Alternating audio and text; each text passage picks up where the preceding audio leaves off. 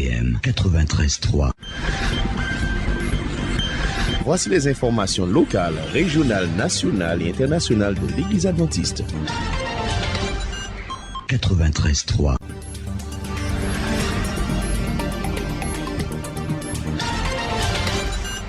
Lancement ce matin du Festival de la Grâce. Ce sera à l'église adventiste du Mont-Garizim en Martinique avec le pasteur Jensen qui vient des États-Unis. Nous ferons le point avec Jude Camille depuis Fort-de-France. L'église adventiste de Gripon à Morne-à-l'Eau sera fermée ce matin. Nous aurons Claudine Grégo, responsable des communications, qui nous dira pourquoi. Le département de la famille au sein de l'église adventiste en Guadeloupe vous propose un séminaire pour les couples et célibataires. Ce sera du 20 au 22 juin à Pierre-et-Vacances. Tout ce qu'il faut savoir en cours d'édition. L'humain à l'épreuve de la machine est le thème de cette conférence sur l'intelligence artificielle qui sera donnée samedi prochain à l'église adventiste du Rézé à partir de 16h. Nous ferons le point avec Jérémy Ravillon.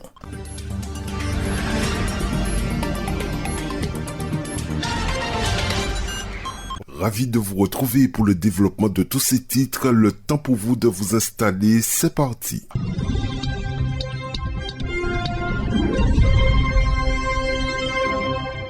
Mesdames, Messieurs, bonjour. Pour commencer cette édition, je vous invite tout de suite à partir avec moi du côté du Lamentin en Martinique, plus précisément à l'église adventiste du Mont-Garizim où sera lancé ce matin le Festival de la Grâce. Et pour en parler, nous avons au bout du fil Jude Camille, ancien d'église.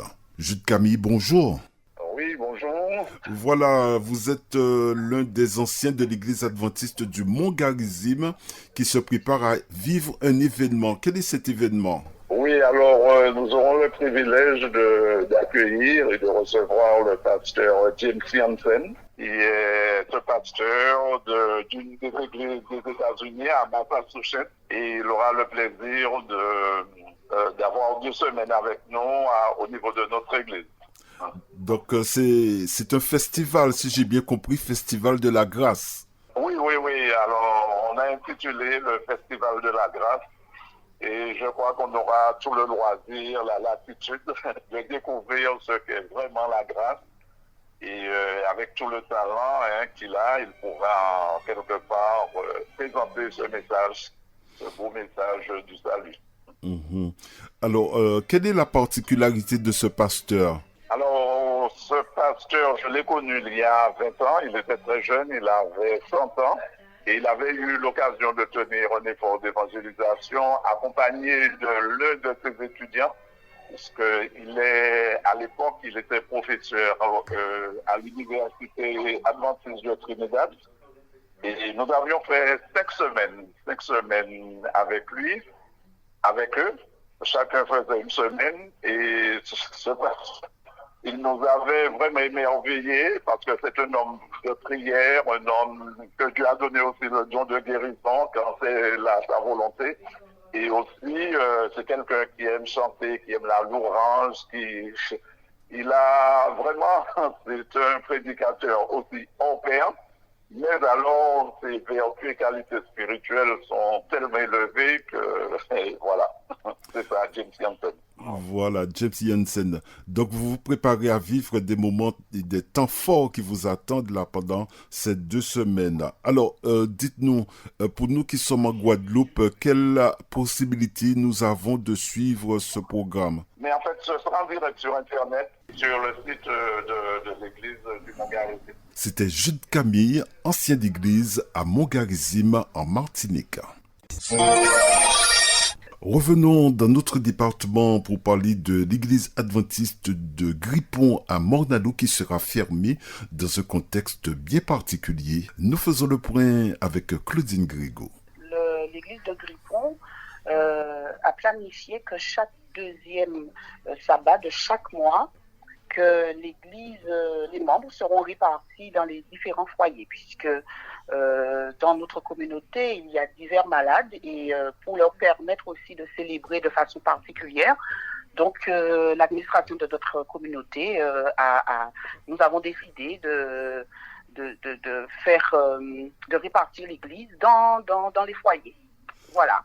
Alors, cela veut dire combien de foyers qui seront mobilisés? Alors, je n'ai pas de souvenance du nombre, mais simplement tous les membres sont répartis. Alors, par classe, dans un premier temps. Donc, les classes de l'école du sabbat sont réparties. Et quand on parle de l'église, mais ce sont à partir de EDS. Cela a été organisé pour que chaque classe soit dans un foyer. Donc, et dans le même temps, nous avons avec nous l'église du Moule qui nous a rejoints puisqu'elle est fermée. Et le deuxième samedi de chaque mois, cette église se réunit ailleurs. Et donc, nous avons nous profité de leur absence pour pouvoir nous aussi nous réunir dans ces foyers-là. Alors, comment va se passer le culte dans les foyers? Ce sera à la discrétion de chacun.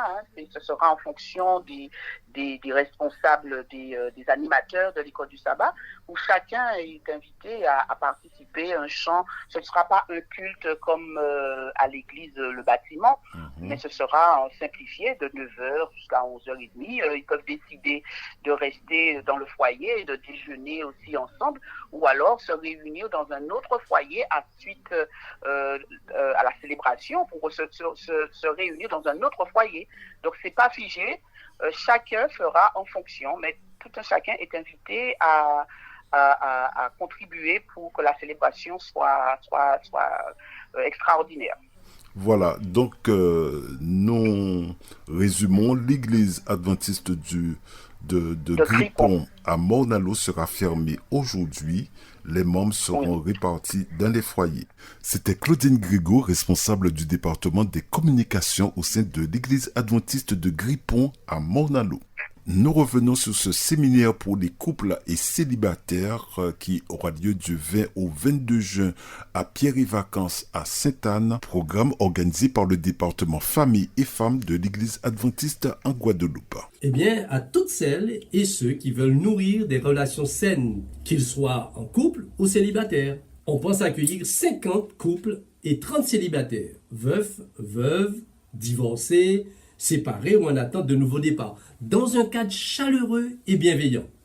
L'idée, c'est de proposer un espace de ressourcement, de formation, mais aussi de détente. Tout est pratique, interactif et vivant.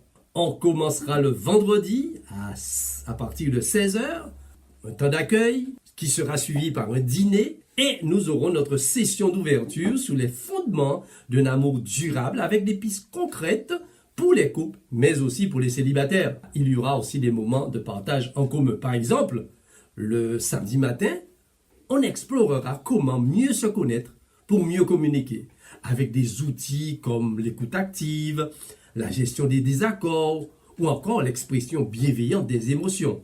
Une session sera entièrement dédiée à la gestion des conflits et des émotions. Ce sera un moment fort, plein d'émotions, où les cœurs s'ouvriront, les parcours se croiseront et les liens se renforceront. Et nous aurons une belle célébration de renouvellement des vœux. Pour les célibataires, ce sera choisir de vivre en paix avec soi-même, avec une posture d'ouverture et de croissance. Et le tout se terminera avec un mot de clôture, une remise de certificat et surtout des photos souvenirs. Alors, simplement pour vous dire, si vous voulez prendre soin de vos relations, de vous-même, et poser les bases d'un amour durable, ce séminaire est pour vous. Que vous soyez en couple ou en solo, Dieu a des ressources pour votre cœur. Venez faire le plein d'inspiration, de partage et de clés concrètes. Inscrivez-vous vite en appelant au 05 90 82 79 76 et vous demandez le secrétariat du MIFEM. À très bientôt. L'humain à l'épreuve de la machine, entre transhumanisme et transformation intérieure, faut-il augmenter l'homme ou le régénérer? Ce sont des sujets de réflexion de ce grand rendez-vous sur l'intelligence artificielle et spiritualité le samedi 21 juin à 16h à l'église adventiste du Rézé à Les Abîmes. Cette conférence sera présentée par Jérémy Ravillon, ingénieur pédagogique, digital learning et manager. Je tiens à souligner que cette réflexion entre dans le cadre des actions mises en place par le département des communications et de toute son équipe, à savoir la directrice Fatih Blocaille, le responsable de toute la communication numérique Teddy Boa, l'assistante Lucette Camara et le responsable de la sonorisation Laurent Lixoé. Toute cette équipe m'accompagne pour cette mission. Maintenant, pour répondre à ta question, pour nous adventistes du 7e jour, la problématique face à l'intelligence artificielle peut se formuler ainsi.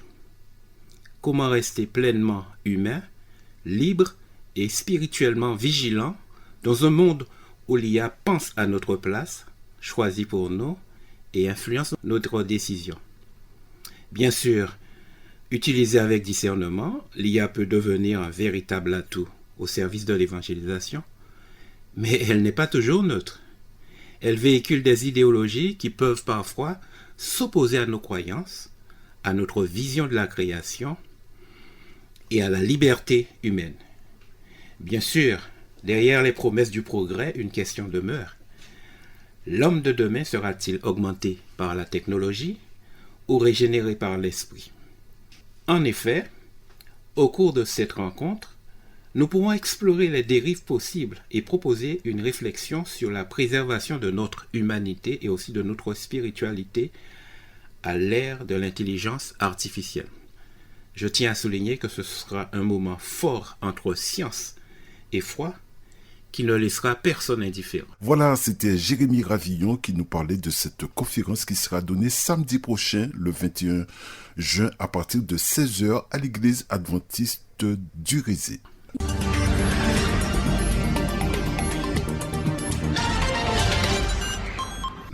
Nous voyons maintenant avec Martine les stratégies clés pour aborder l'intelligence artificielle au sein de l'Église. Voyons maintenant quelques stratégies clés pour adopter l'ère du numérique et de l'intelligence artificielle tout en conservant l'essence doctrinale et spirituelle.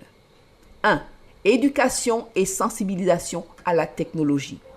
Les églises doivent promouvoir les conversations franches sur la technologie et la foi. Les pasteurs et les dirigeants peuvent éduquer les membres sur les risques et les avantages des nouveaux outils en encourageant leur utilisation consciente et éthique. Des séminaires, des ateliers et même des moments dans les sermons peuvent être consacrés à l'enseignement du discernement numérique. Par exemple, comment identifier les fausses nouvelles, comment protéger la confidentialité en ligne et comment éviter les pièges virtuels.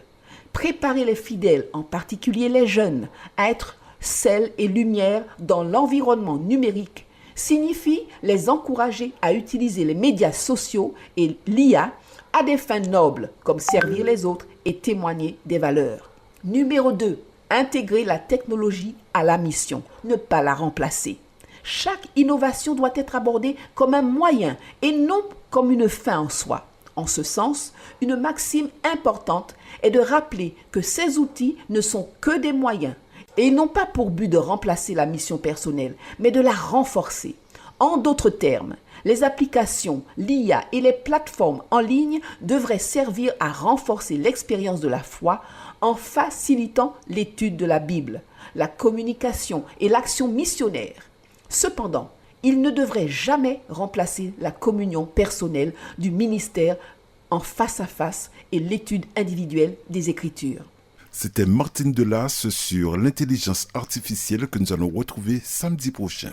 Avec tout ce qui se passe dans notre département comme ailleurs, l'Église adventiste de la Boucan à Sainte-Rose organise une veillée de prière. Bonjour à toi qui nous écoutes ce matin sur Radio Vie Meilleure. Ce message est pour te dire de te préparer. Tu me diras, me préparer pourquoi ?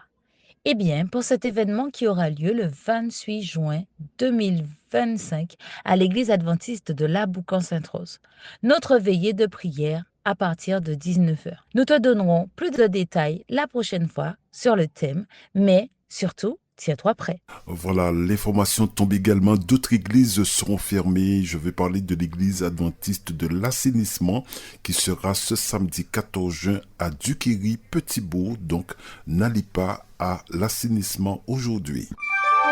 RVM 93.3. C'est la fin de cette édition. Bon sabbat à tous et à toutes et à très bientôt. C'était les informations locales, régionales, nationales et internationales de l'Église adventiste.